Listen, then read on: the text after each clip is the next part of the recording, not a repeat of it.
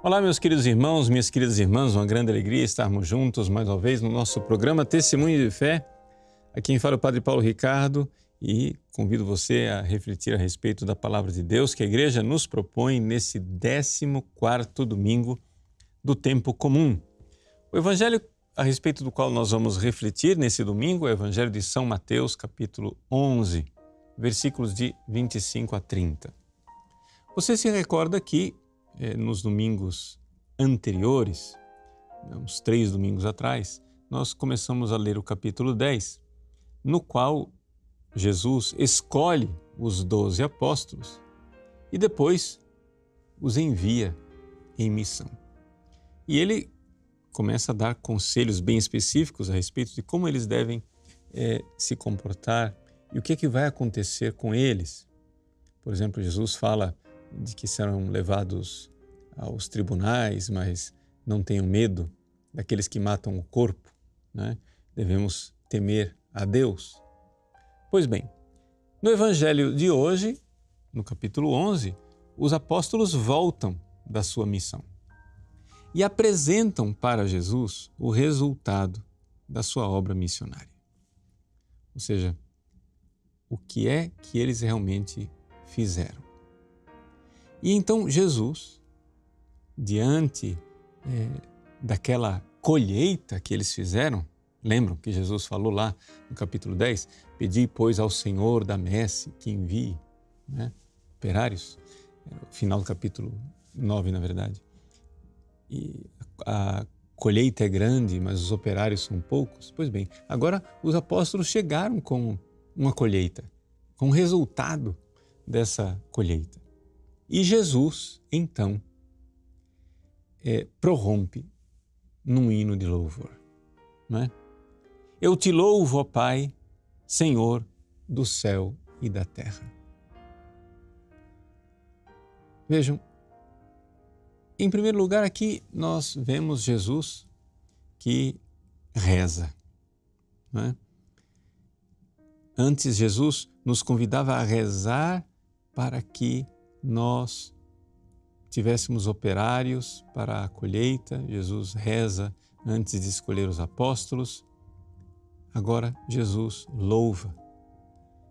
Sim, porque Ele, sendo o Filho de Deus que se fez homem, realiza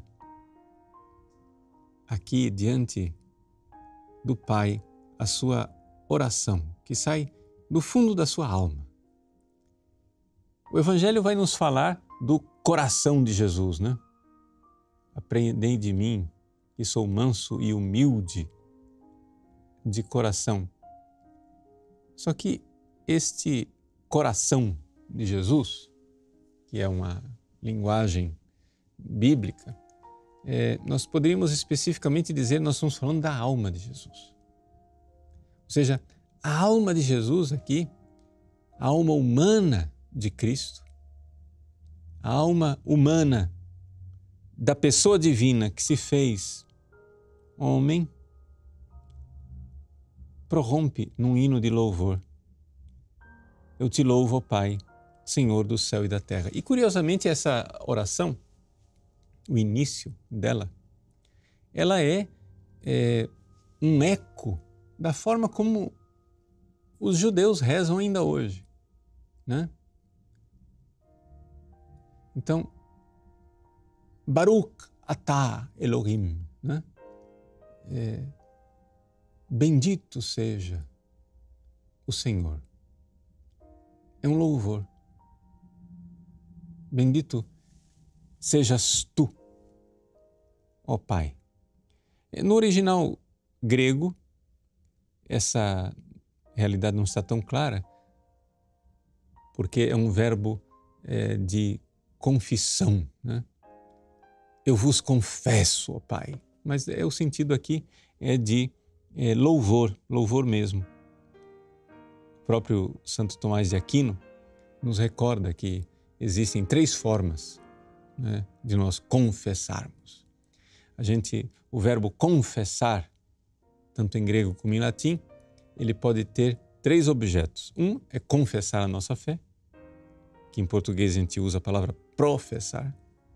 outra é confessar os nossos pecados, nós usamos a palavra confessar mesmo, e outra é confessar uma obra boa de Deus, ou seja, um louvor. Então está muito bem traduzido quando diz aqui, eu te louvo, ó Pai, Senhor do céu e da terra. Por quê? Porque Jesus está vendo, Jesus está enxergando, não é? Em Deus aquilo que Deus realizou nas almas das pessoas que se converteram pela obra dos apóstolos. E aqui vem este maravilhamento da alma de nosso Senhor. Ele diz, escondestes estas coisas aos sábios e entendidos. Quem são os sábios e entendidos aqui? Não são sábios e entendidos no sentido bom da palavra. São sábios e entendidos no sentido carnal, no sentido humano, no sentido soberbo da palavra. Deus resiste aos soberbos. Quem quiser conhecer a Deus através da sua própria soberba, do seu próprio ingênio, querendo julgar Deus, querendo colocar Deus dentro de um conceito, querendo colocar Deus dentro, né, de uma compreensão humana, Deus resiste aos soberbos. Você nunca vai entender Deus. E aqui é uma coisa muito importante. Se você quiser entender Deus, se você quiser realmente colher com a luz da fé um pouco daquilo que realmente Deus é e que nos revela no seu mistério, você precisa ser pequenino. Deus revelou aos pequeninos. É importantíssimo na nossa vida espiritual nós nos darmos conta que fé e humildade são duas virtudes básicas que andam juntas. A humildade de nós nos colocarmos diante de Deus. Ele, na sua infinita e tremenda majestade. Jesus para nós aqui então é exemplo. Jesus diz, aprendei de mim, porque eu sou manso e humilde de coração. O que quer dizer humilde de coração? Quer dizer que a alma humana de Jesus é humilde porque enquanto alma humana, embora seja a alma humana de uma pessoa divina, enquanto alma humana, ela reconhece a grandeza de Deus, ou seja, o abismo que existe entre Deus e as realidades criadas. E a alma humana de Jesus é humílima, é muito humilde. É o exemplo máximo da virtude da humildade. Quantas e quantas vezes nós vemos nos filósofos atuais, cientistas, e às vezes nem tão filósofos e nem tão cientistas assim, simplesmente gente meio metido a besta, que acha que é um sabichão, colocar Deus no banco dos réus para querer julgá-lo. Os grandes ateus da história fizeram isso e fizeram isso imitando o pai das trevas, ou seja, Lúcifer. Porque o contrário, o exato contrário da alma humílima de nosso Senhor Jesus Cristo é exatamente o anjo soberbo, Lúcifer, o anjo de luz, que julga Deus. Você veja, por exemplo, só para dar um exemplo desses filósofos, Voltaire, né? Voltaire, que foi um filósofo ligado a todo o movimento da Revolução Francesa, as palavras que Voltaire escreve contra Deus, julgando Deus, são palavras realmente que chegam à loucura, à verdadeira demência. Porque é um homem soberbo que diz: se Deus não entra na minha cabeça, então ele não tem o direito de existir. Se Deus não segue os meus esquemas, se Deus não segue o meu jeito de pensar, então ele não existe. Ele nem sequer tem o direito de existir. E Voltaire escarnece de Deus e fala e julga Deus. Quando, na verdade, se você quiser compreender Deus, meu irmão, só existe um jeito. A primeira coisa é um ato de humildade. E esse ato de humildade quer dizer o seguinte, na prática. Veja, se existe um Deus, e é claro, Deus existe, mas se existe um Deus, ele, por definição, não pode ser compreendido pelo ser humano, não pode ser dominado pela mente humana. Ou seja, Deus, pelo próprio fato de ser Deus, tem que ser bastante, inacessível à nossa inteligência. Não quer dizer que nós não possamos conhecer nada de Deus, mas quer dizer que nós não podemos dominá-lo, não podemos, a não ser reconhecer nossa pequenez e dizer: Senhor, eu sei que vós sois sumamente sábio, a sabedoria, sumamente bom, a própria bondade. E se eu não vos compreendo, eu devo isso à minha ignorância e à minha malícia. Se você fizer esse gesto de humildade, você precisa aqui se dar conta de que você está abrindo as portas. Está abrindo as portas porque Deus, que resiste aos soberbos, ele se dá aos humildes. Aqui eu quero dar um conselho bem prático para você que busca a fé. Você já tem fé, mas de vez em quando vacila na fé. Se coloque, se humilhe diante da presença de Deus. Quantas vezes nesses dias agora em que nós vivemos tempos bem diferentes, com essa pandemia, com alguns lugares as pessoas vivendo lockdown, quantas e quantas vezes eu tenho encontrado no aconselhamento e no confessionário pessoas que são tentadas a julgar Deus.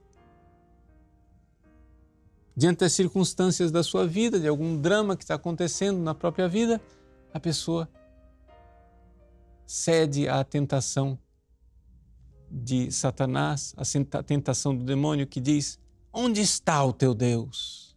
Ele não é bom? Ele não cuida de você? Cadê Deus? E então a pessoa vai, senta Deus no banco dos réus e julga. Mas não é assim. Não. Meus queridos, humilhai-vos debaixo da poderosa mão de Deus. Ele cuida de nós. Você pode não compreender o que Deus está permitindo, você pode não compreender os desígnios e as bondades de Deus, mas renuncie a essa atitude arrogante e soberba de querer julgá-lo, incline sua cabeça diante de Deus e o adore, aprenda de Jesus, que é humilde de coração, e louve o Pai, porque Ele esconde seus mistérios aos soberbos e entendidos, mas se revela aos pequeninos. Primeira atitude de humildade, de adoração diante de Deus, de uma fé que sabe, Ele me ama mais do que eu me amo. Ele é sábio, eu sou absolutamente ignorante. Ele é bom. Eu é que sou desconfiado e vivo na malícia. Esse é o primeiro ponto que eu gostaria de colocar para a meditação de vocês. O segundo ponto, também partindo do exemplo do coração de Jesus, é o fato que Jesus diz que aprendem de mim porque eu sou manso de coração. Ou seja, a alma de nosso Senhor Jesus Cristo diante de Deus é humilde. Diante de nós, ela é mansa. O que quer dizer esta mansidão? Vejam, esse é outro problema nosso. Nós não somente não somos humildes, somos soberbos diante de Deus e queremos julgar Deus para que as coisas aconteçam do nosso jeito. Nós também somos irados, somos raivosos, coléricos diante dos irmãos. Ou seja, nós nos comportamos muitas vezes com verdadeira malevolência. E esse é outro ponto que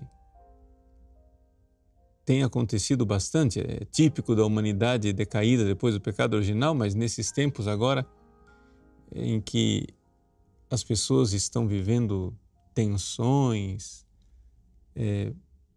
afetivas, preocupações, etc., a gente vê claramente que as pessoas têm vivido uma grande dificuldade de ter paciência umas com as outras. Em quantas famílias em lockdown, convivendo juntas, tem acontecido irritações, brigas e às vezes coisas até mais graves. Pois bem, veja, Jesus está dizendo que nosso coração precisa ser manso. Sem grandes meditações a respeito do conceito de mansidão, mas vamos pegar um exemplo básico, corriqueiro, para a gente poder aplicar ao nosso coração. O que é um animal manso? Né? Santo Isidoro de Sevilha, nas suas etimologias, uma dessas etimologias que podem não ser totalmente verdade no sentido filológico, mas que são muito intuitivas no sentido espiritual. Santo Isidoro de Sevilha diz que manso é aquele que é manu assuetus, ou seja, é um animal que está acostumado com a mão. Está acostumado com a mão do seu dono. Né? Um cachorrinho manso é aquele que você pode passar a mão em cima. Você pode pôr a mão nele. Ele está acostumado. Ele não reage de forma raivosa e não vai morder a sua mão. Pois bem, o coração manso é o coração que não está revoltado diante das dificuldades, das cruzes, das inconveniências, das contrariedades do dia a dia. O coração manso é aquele que aprendeu pacientemente a carregar a cruz. Vejam, meus queridos, nós seremos sempre contrariados no nosso dia a dia. Não tem alternativa. Você pode ser o homem ou a mulher mais poderosa, mais poderoso da terra, o mais rico. Essas coisas não vão acontecer 100% do jeito que você quer. As pessoas não estão ao seu redor como suas pequenas escravas que irão fazer tudo o que você quer do jeito que você quer. Haverá contrariedades. E não somente isso. Se você vive em família, então, para poder viver em família, nós temos que nos acostumar com o fato de que nós seremos contrariados. Gente, não tem jeito de você viver numa família sem pedir divórcio, sem querer abandonar a casa dos seus pais, sem querer largar os seus pais velhinhos num asilo. Não tem jeito de você viver família de verdade se você não estiver disposto a ser contrariado. Isso é uma escola maravilhosa para nós. Vejam, Jesus carregou sobre si as nossas dores. Ele é manso. Durante os 30 anos que Jesus viveu em Nazaré, nós podemos imaginar os atos de paciência, de mansidão, de cordura que Jesus teve que fazer com aqueles habitantes de Nazaré. Aqueles mesmos habitantes que depois que Jesus começa a sua vida pública, começa a pregar o Evangelho, ele não foi capaz de fazer muitos milagres ali por falta de fé. Fez milagres em tudo quanto é lugar, mas em Nazaré não.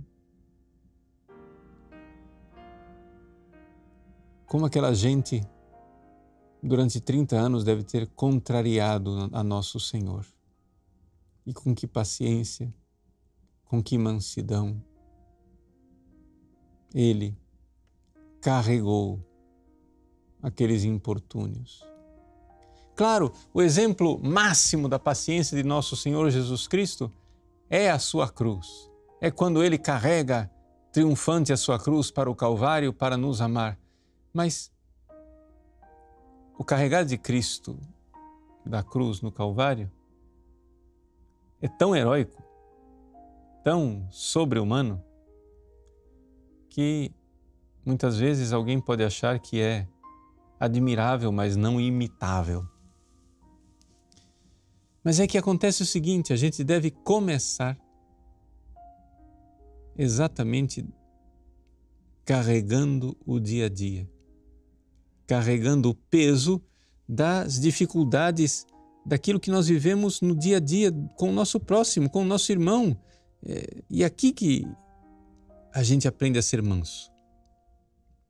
A gente aprende a ser manso porque as coisas não vão do jeito que nós queremos. Isso não quer dizer que você deva ficar passivo, sem querer melhorar as coisas, mas é necessário, sobretudo, viver constantemente compreendendo. Se nós quisermos viver juntos e amar os irmãos, pois bem, precisamos não ser tão assim egóicos, ou seja, centrados no nosso próprio ego e compreender que a paciência e a mansidão são necessárias. Pois bem, aí está Jesus que nos ensina então. No núcleo aqui nós temos aqueles 2 grandes mandamentos, que na verdade redundam num único mandamento, o mandamento do amor, que é o que brota do coração de Jesus. Jesus fala do amar a Deus sobre todas as coisas. Pois bem, tudo isso começa com a humildade, o coração humilde. Jesus fala do amar o próximo como a si mesmo. Pois bem, tudo isso só é possível com a mansidão, com a capacidade de carregarmos os pesos uns dos outros. Faça esse caminho. E você então vai começar a ver o quanto o seu coração vai ficar iluminado, esclarecido. Porque são os pequeninos, Se não fordes como crianças, não entrareis no reino dos céus. E é por isso que Jesus disse nesse evangelho: ninguém conhece o Filho senão o Pai, ninguém conhece o Pai senão o Filho, e aquele a quem o Filho o quiser revelar. E a quem é que o Filho quer revelar esse conhecimento profundo? Vinde a mim, todos vós, que estáis cansados e fadigados sob o peso dos vossos fardos, do egoísmo, da soberba, falta de humildade, da ira, da impaciência. Tudo isso cansa, tudo isso nos deixa fadigados. Tomai sobre vós o meu jugo, o jugo da caridade e do amor, e aprendei de mim para trilhar o caminho do amor. Sou manso e humilde de coração. Meus queridos, que esse seja o nosso caminho para Deus, no amor a Deus sobre todas as coisas e para os irmãos, no amor ao próximo. Deus abençoe você. Em nome do Pai, do Filho e do Espírito Santo. Amém.